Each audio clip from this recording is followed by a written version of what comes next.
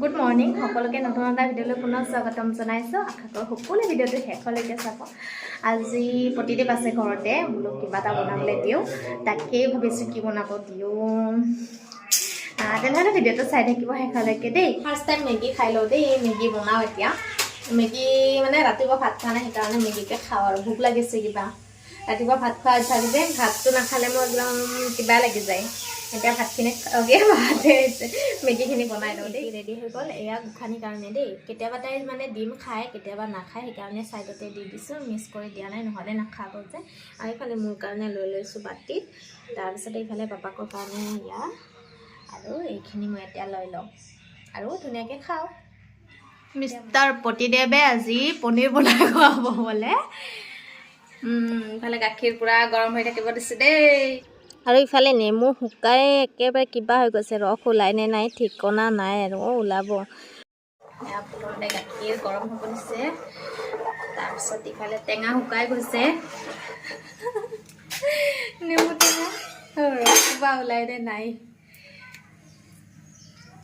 হ'লছে দেখোন। ইফালে মটৰ তিয়াইছিলোঁ ৰাতি, কিন্তু কম হ'ব, আকৌ তিয়াই দিছোঁ।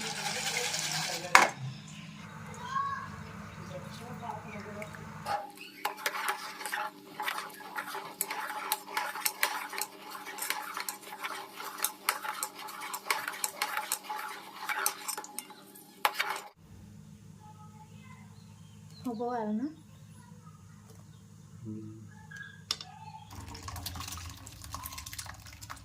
ইফালে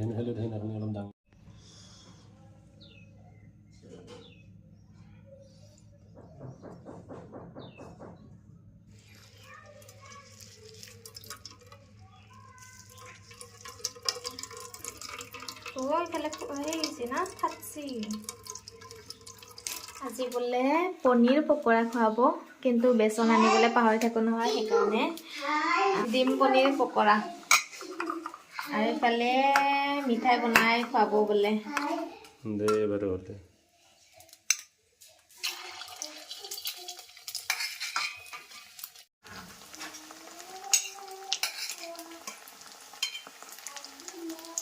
বঢ়িয়া ফুলিছে দেই, একদম মজা হ'ব। মটৰ পনীৰৰ কাৰণে যোগাৰ কৰিছোঁ, আৰু এই পিছত দিয়া মটৰকেইটা সেয়া এনেকুৱা হৈ থাকিলে। ইফালে ডিম পনীৰ পকৰা বনিলে, আৰু এইখিনি ৰৈছিলে পিঁয়াজ, আৰু ইফালে এয়া মিঠাই বনাই আছে দেই।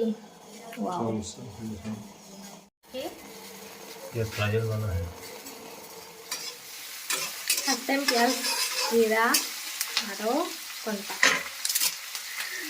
কণপাত দি দিছোঁ, আৰু মই পকৰা টেষ্ট কৰি আছোঁ। বেলেগ টেষ্ট একদম। কিউট মানুহ, কি কৰি আছা তুমি? মাংস না ৰুটি খাই চাওঁচোন তুমি।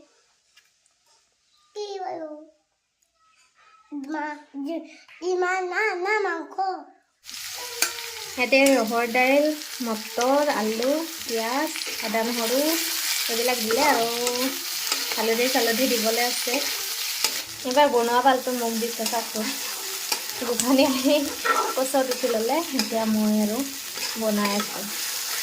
গাই চাওকচোন, মছলা নেদা কৰি খানা বনাই আছে, আৰু ভাবি আছে বোলে কিয় কালাৰ উঠা নাই।